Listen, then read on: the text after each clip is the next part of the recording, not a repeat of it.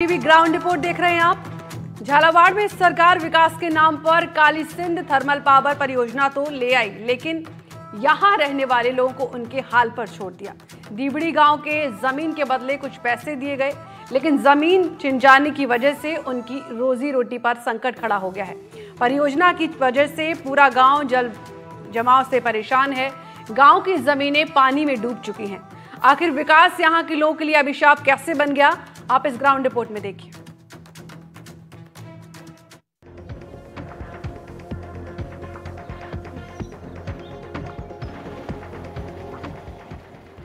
झालावाड़ जिले का दीवड़ी गांव एक ऐसे गांव का उदाहरण है जो विकास की भारी कीमत चुका रहा है।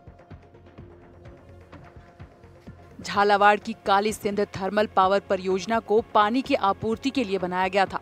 काली सिंध बांध दीवड़ी गांव के लिए एक अभिशाप बन चुका है। गांव के लोगों की जमीनें बांध के पानी में डूब गई हैं और घर अब किसी काम के नहीं बचे हैं। झालावाड़ जिले के दीवड़ी गांव में हम इस वक्त मौजूद हैं, जहां हम आपको दिखाएंगे कि इस गांव के लोगों को विकास की कैसी कीमत चुकानी पड़ रही है। मेरे पीछे आप देख रहे होंगे अथाह पानी नज़र आ रहा है। काली सिंध बांध का यह पानी है।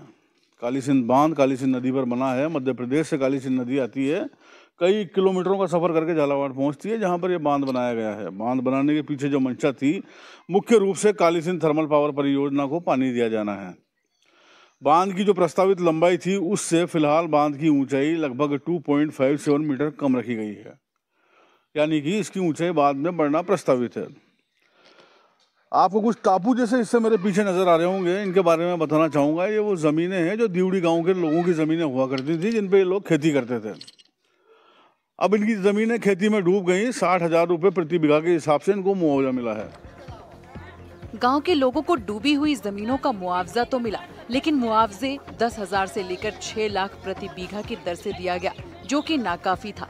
गांव वालों को कहीं और बसाने का इंतजाम नहीं किया गया, न ही उनके घरों का मुआवजा उन्हें दिया गया। सरकार की तरफ से दलील आई कि घर में पानी नहीं डूबे हैं। पानी की आपूर्ति के लिए बना बांध, दीवड़ी गांव के लिए अभिशाप बना बांध। गांव की जमीनें पानी में डूब गईं। जमीनों का उचित मुआवजा नहीं मिला। गांव वालों की बसाहट का इंतजाम नहीं किया गया। लोगों के घरों तक डैम का पानी भरा है। बांध के पानी से जलीय जीव निकलते हैं। घरों में मगरमच्छ का घुसना आम बात हो गई है। अस्पताल और स्कूल भी पानी के किनारे बने हैं। लोग खतरे में अपना जीवन बिता रहे हैं।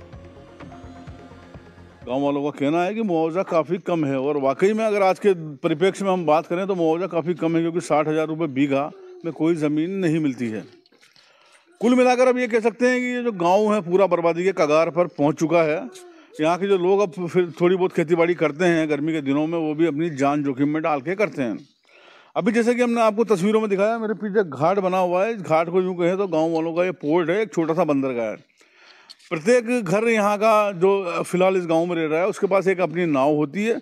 और नाव में बैठकर यहाँ से अपनी जान जोखिम में डालकर इस पानी में नाव को चलाते हुए इन टापुओं पर पहुँचते हैं, और हमारी थोड़ी बहुत ज़मीन बची हुई है उस पर खेती करके अपना जीवन यापन कर रहे हैं।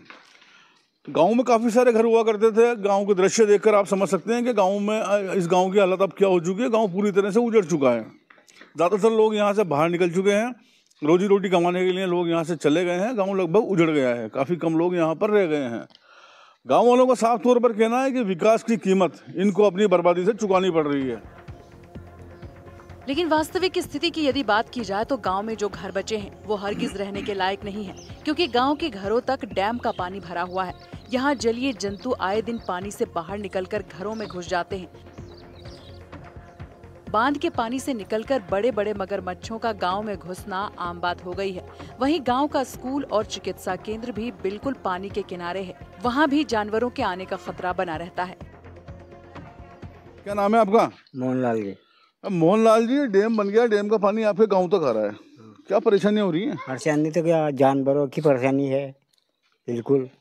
और क्या जानवर आ जाते हैं? जानवर, मंगर, मच्छर, सांप वगैरह।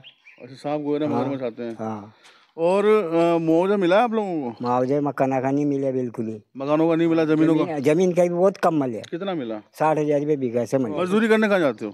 ये पाटन जलावर करता हूँ। ये तुम्हारे ये गाँव की हालत इतनी खराब हो रही है, क्या कारण है, क्यों हो गई है? अब क्या करें, अब पानी तो भर दिए, ऐसे मुआवजे कम दिया, अब क्या करें। अब ये देते हो, ये तो मिल जाए तो सही रहे।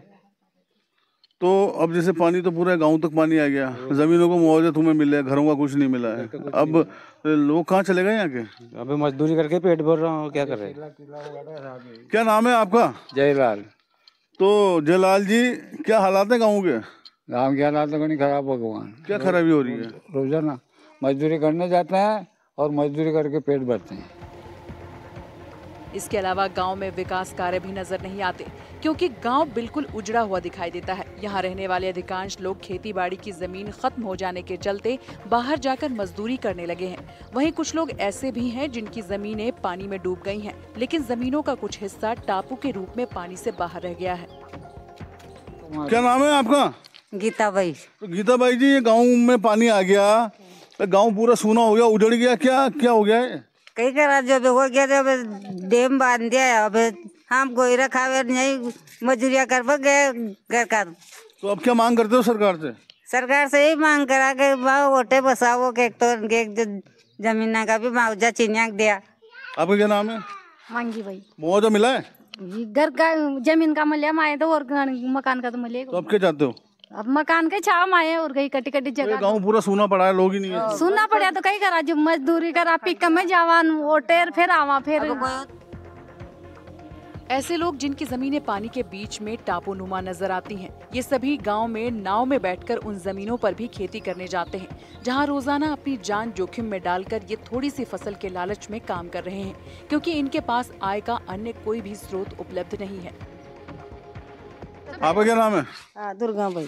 तो दुर्गा बाई, ये गांव की गलियां बिल्कुल सूनी है, बच्चे छोटे छोटे यहाँ बैठे हैं, स्कूल पानी भरियो यो मजदूर कर बजावा, शाम को आवा, फिर सुबह चल जावा। अच्छा, इस पानी से क्या क्या परेशानी होती है आपको? हाँ, सब कहीं आप गोरे मगर में जाते हैं? हाँ, सब आ रिया। हाँ, दूसरा गांव में जावा, काम तो करके गन्नावा कहीं करा बेनिया। तो अब क्या चाहते हो आप सरकार से, क्या चाहते हो? सरकार कहेंगे बसाओ माए, कटक पर लाट को सतुनो कराड़ो माँ के, ऐसा खेरिया। आपका क्या नाम है? गीता भाई। तो गीता भाई जी, ये तो गांव की हालत तो बड़ी खराब हो गई आपकी डैम बनने के बाद। बड़ी खराब हो रही। एक तो माँ जमीन को और मुआवजा बढ़ाओ, माँ के कहीं भी पैसा नहीं दिया, जो माँ कटे नहीं बच सके मैं। एक माँ के मकान को बढ़िया मुआवजा दो, माँ कटे बसाओ यहाँ से जमा में। हाँ, गोयरा में छोड़ जावा चोहा चोरी आने, कहीं खावे माँ का चोहा चोरी। मगर मत घुस जाते हैं गाँव में? आवे को नहीं फचे, घरों तक भी आते हैं। आई भी आवे जरग जंगलात का सब अब लग गया यहाँ। गांव के लोग कहते हैं कि वो लगातार खतरे में जीवन बिता रहे हैं और सरकार उनकी कोई सुध नहीं ले रही। गांव के लोग कहते हैं कि सरकार उनकी तरफ ध्यान दे और उन्हें कहीं और बसाया जाए, साथ ही मकानों का भी कुछ मुआवजा उनको मिले ताकि वो कुछ काम धंधा शुरू कर सकें। गांव के लोग साफ तौर पर कहते हैं कि काली सिंध बांध उनके लिए विनाश लेकर आया है, साथ ही उनका पूरा गांव ही उजड़ गया है। को मुआवजा मिला ना, काफी इसको बताते हैं, मकानों का कोई मुआवजा नहीं दिया गया, अच्छे भले लोगों का जीवन बर्बाद हो गया, खेती खत्म हो गई। जो लोग जमीन वाले थे वो अब दूसरे के यहाँ मजदूरी करने पर विवश हैं, दूर दराज के क्षेत्रों में जाकर मजदूरी करते हैं। अपने छोटे छोटे बच्चों को लोग यहाँ से छोड़कर, खतरे में छोड़कर जाते हैं और मजदूरी करने पहुँचते हैं। लोगों का साफ तौर पर कहना है कि इनको जो इनके मकान है उनका एक अच्छा मुआवजा दिया जाए, इनको कहीं और बसाया जाए, इनको ज़मीनें दी जाएँ, इनके पुनर्वास की व्यवस्था की जाए। ज़मीनों का मुआवजा साफ तौर पर ये कहते हैं कि काफ़ी कम मिला है, उसका भी कुछ भरपाई का इंतज़ाम इनका किया जाए, ताकि ये लोग जो पिछले कुछ समय पहले एक अच्छा जीवन जिया करते थे वापस से उस जीवन की तरफ लौट सकें, क्योंकि फ़िलहाल ये काफ़ी बुरी ज़िंदगी जीने को मजबूर हैं। NDTV के लिए झालावाड़ से रियाज खान।